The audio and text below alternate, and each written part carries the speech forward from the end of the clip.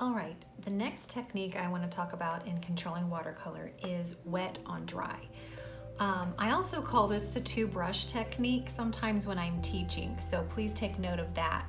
I'm going to use the two brush technique or wet on dry on this whale, and I'm going to use the wet on wet for this whale. But since this one is above this one, I'm going to do the wet on dry first, and then we'll revisit the wet on wet for this little guy here. Our wet on wet background has dried, and I've already prepped my palette, so it's ready to go. So the first thing I need to do is just decide what color I'm going to do for my whales. I think for this one, I'm going to stay pretty traditional, so I'm going to choose like a dark blue mix to do the bodies of these cute little whales. But it's a great thing to use your old brushes that aren't good for detail work anymore for the blending process, and I'll show you how that works. So I'm going to prep my color, and this is a custom color I have on my palette. I need to think of a cool name for it, but it's basically it's kind of a smoky blue. I guess that's how I describe it, is Prussian blue and sepia mixed together, and I just love it as a cool kind of neutral. I will layer this color on top of sepia sometimes when I need a cooler dark. Anyway, I just think it's a beautiful color. I think it'll be perfect for these humpback whales, and that's what we're going to use today. All right, so I've got my color out. I've swirled it on my palette just to make sure it's nice and smooth. It is not puddly, as you can see. It's not super drippy on my palette. It is wet and ready to go, but it's a nice saturated color, so I kind of can see what it's going to look like on my paper a little bit, and then I can adjust the lightness and darkness more easily.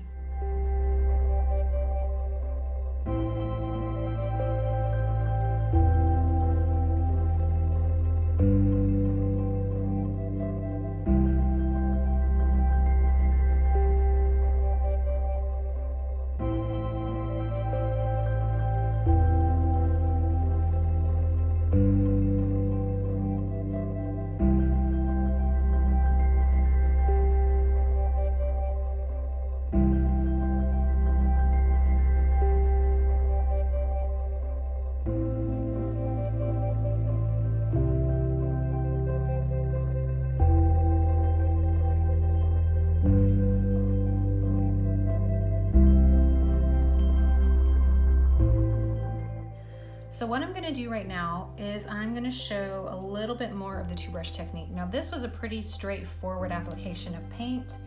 The body's going to be pretty consistently. I'm going to just smooth this color out just a little bit more. This color. So there's no gradation, anything like that going on here.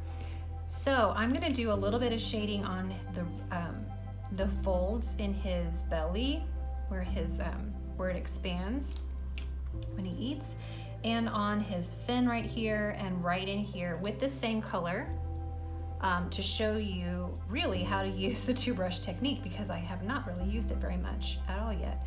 So I'm getting a little bit more water on my brush. I'm just diluting the color because I don't want it to be quite this intense when I use this. So I'm going to prep my blender brush and just get it damp and clean. Okay, so what I'm going to do is I'm going to create an edge like this with this paint color here, like that, but I want this edge to be soft and transition to look like a fold. So what I do with my blender brush is I just soften that edge just like that. And I do the same thing right here. So this is a great way to create three-dimensional depth, is to have an edge and then soften the opposite side. Gives the illusion of a fold. We're going to do a little bit of shading on his belly back here, just as kind of an implication. And then we're going to pull this across his flipper here, just a little bit. Just a little, like that. I'm going to kind of dry brush it right there. That's nice.